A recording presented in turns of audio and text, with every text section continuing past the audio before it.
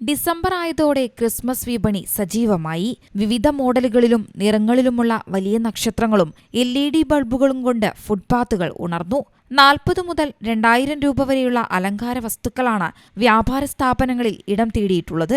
കൂടുതലും ചൈനീസ് നിർമ്മിതങ്ങളായ ഉൽപ്പന്നങ്ങളാണ്.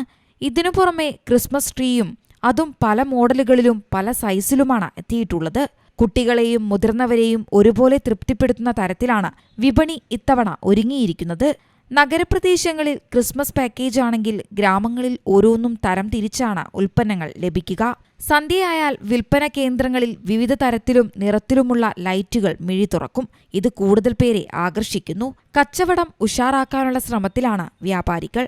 ചൈനീസ് ഉൽപ്പന്നങ്ങൾ വില കുറച്ച് കിട്ടുന്നത് കാരണം കൂടുതൽ പേരും ക്രിസ്മസ് അലങ്കാരങ്ങൾക്ക് ഇവയാണ് അന്വേഷിച്ചെത്തുന്നത്. LED ബൾബുകൾക്കും സ്റ്റാറുകൾക്കുമാണ് ആവശ്യക്കാരേറെ. വ്യത്യസ്ത രുചികളിലുള്ളതും പ്രത്യേക കൂട്ടുകൾ അടങ്ങിയതുമായ കേക്കുകളും വിപണിയെ സജീവമാക്കുന്നുണ്ട്. News bureau, Kozhikode.